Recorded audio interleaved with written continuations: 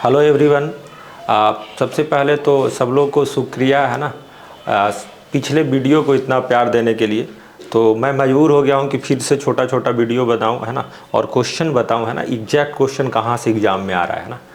तो ये profit loss का टॉपिक है, 5 मिनट में है ना एक तरीके के कंसेप्ट को डिस्कस कर दूंगा है ना, और कुछ आपको जानकारी और भी मिल जाएगा।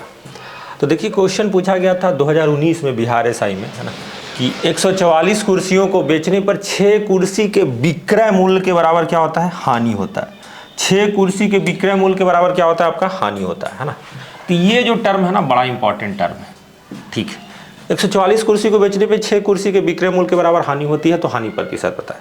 इसके अलावा मैंने एक क्वेश्चन अपने मन से बनाया है ना, कि इसी तरीके से और भी क्या क्वेश्चन पूछ सकता है। डेटा सेम रहने दिया, 144 वस्तु को बेचने पर 6 वस्तु के विक्रय मूल्य के बराबर लाभ होता है। क्या होता है? लाभ होता है। तो प्रॉफिट परसेंट क्या होगा? ठीक है, एक क्वेश्चन मैंने खुद से बनाया बाबू, कि 144 वस्तु को बेचने पर 6 वस्तु के क्रय मूल्य के बराबर क्या होता है? क्रय मूल्य के बराबर क्या होता है? आपका हानि होता है। तो हानि प्रतिशत बनाए, या लाभ भी होता तो लाभ प्रतिशत बताया ना। तो ये सभी क्वेश्चन में क्या डिफरेंस है, इसको समझने के लिए एक छोटा सा पॉइंट आपको समझना पड़ेगा। हम ये जानते हैं कि अगर आप दरोगा मेंस दे रहे हैं या दरोगा की तैयारी करते हैं तो आपकी मैथ्स उतनी अच्छी नहीं होगी। तो देखिए, प्रॉफिट लॉस में बस आपको इतना ही पता होना चाहिए कि प्रॉफिट जो लाभ है, लाभ तभी होता है इंसान को जब विक्रय मूल्य क्रय मूल्य से बड़ा हो। Selling price is greater than cost price. Selling price मतलब विक्रय मूल्य, और कॉस्ट प्राइस मतलब क्रय मूल्य। लॉस तभी होता है जब ज़्यादा में खरीदे और कम में बेचे। ज़्यादा में खरीद कर कम में बेचे, है ना। तो यहीं से फॉर्मूला आता है ना, कि बड़ा माइनस छोटा प्रॉफिट बराबर क्या हो जाता है? एसपी माइनस सीपी याद होता है ना। और यहाँ पर लॉस बराबर क्या होता है? यहाँ पे सीपी बड़ा है तो सीपी माइनस क्या हो जाएगा बाबू? एसपी हो जाएगा। तो ये आपके दिमाग में सेट हो गया चीज़, है ना।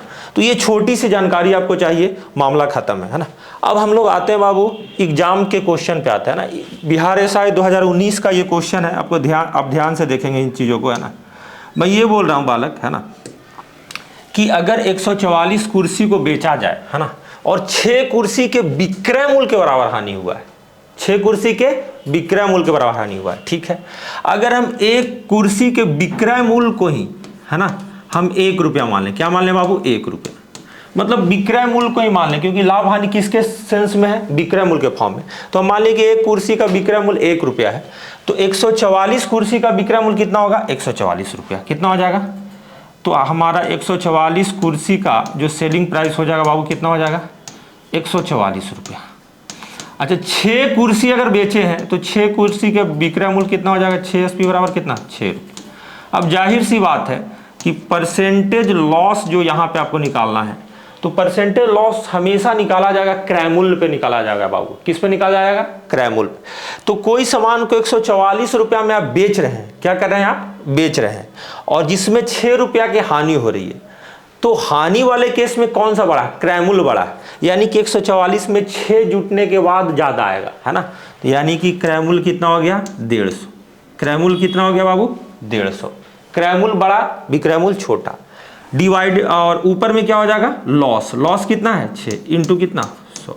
मतलब फॉर्मूला अगर देखा जाए, है ना, तो लॉस बटा सीपी इंटू 100, है ना। हानि बटा क्रय मूल्य इंटू क्या होता है? 100 होता है। इसको अगर काटेंगे बाबू तो 25 छक्का 150 होता है ना, और 25 चौका कितना होता है? 100। यानी कि 4% का आपको क्या हो गया? लॉस हो गया। 4% का क्या हो गया? लॉस। क्या हम लोग कंसेप्ट देखें कि सर हानि के केस में सीपी बड़ा होना चाहिए किससे? एसपी से। तो बड़ा लाने के लिए 6 जुटेगा। ऐसे भी विक्रय मूल्य प्लस हानि बराबर क्या होता है? क्रय मूल्य होता है। तो हानि बटा क्रय मूल्य इंटू 100। देखिए, एग्जाम में डायरेक्टली आपको क्या करना है वो समझ लीजिए, है ना। ये थोड़ा मैं डिटेल बता दिया आपको। डायरेक्टली ऐसे करना है, सर जी हम लोग को निकालना है क्या? Percentage loss. तो 6 का लॉस है, विक्रय मूल्य के फॉर्म में है, यानी कि 144 प्लस कितना हो जाएगा? 6 हो जाएगा क्रय मूल्य इंटू कितना? 100।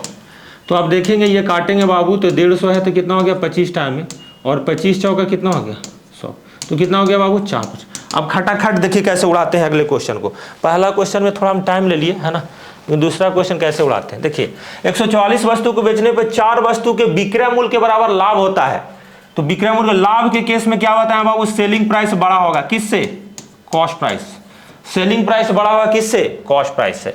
तो 144 अगर सेलिंग प्राइस है बाबू, है ना, और अगर देखा जाए तो प्रॉफिट कितना है 6 रुपया, क्योंकि हमने विक्रय मूल्य को ही 1 रुपया माना है ना, तो 6 रुपया आपका लाभ है, यानी कि लाभ कितना हो गया 6 रुपया। नीचे में क्रय मूल्य होता है, क्या होता है क्रय मूल्य, तो 144 में से हम क्या घटाएंगे 6 घटाएंगे, क्या घटाएंगे 6, क्योंकि क्रय मूल्य हमारा कम होगा ना, क्रय मूल्य क्या है कम, विक्रय मूल्य कितना ज्यादा, तो 144 माइनस कितना हो जाएगा 6 इंटू कितना हो जाएगा बाबू 100, तो ये कितना हो जाएगा प्रॉफिट परसेंट। जो भी आपका आंसर है ना, देखिए ऐसे भी स्टाइल में काट सकते हैं, गुरुजी काटेंगे तो दोनों कट जाएगा 24 छक 44 से, है ना, ऐसे कटता नहीं है लेकिन मैं बता रहा हूँ, और फिर 1 से ये कटेगा, है ना, यानी कि 100/23, 100 बटा कितना बाबू 23, 23 चौका 92, 8/23%। चलिए अगला क्वेश्चन क्या और भी आ सकता है, तो और क्वेश्चन देख लेते हैं बाबू। 144 वस्तु को बेचने पर 6 वस्तु के क्रय मूल्य के बराबर लाभ होता है, कितना वेरिएशन है ना, तो देखिए बाबू फिर से सॉरी हानि होता है, तो परसेंटेज लॉस बराबर, अब देखो यहां पर एक वस्तु का क्रय मूल्य 1 रुपया मानना होगा, कितना मानना होगा एक वस्तु क्रय मूल्य, तो 6 रुपया हो जाएगा। और देखो 144 वस्तु को बेचे हैं, ये विक्रय मूल्य नहीं लिखा गया, बेचे हैं, तो अगर एक वस्तु का क्रय मूल्य 1 रुपया है तो 144 वस्तु बेचा गया है, तो खरीदा भी तो गया होगा 144 वस्तु, यानी कि डायरेक्टली कितना हो जाएगा बाबू 144, इसमें कोई जोड़ घटाव नहीं होगा। अब ध्यान से समझ लीजिएगा, 24 छक्का 44, है ना, 6 चौका 24, 25 चौका 100, तो 6 से भाग देंगे तो 4.1/6%। तो इस तरीके का क्वेश्चन आया है, और क्या पॉसिबल क्वेश्चन हो सकता है मैं बता दिया है ना।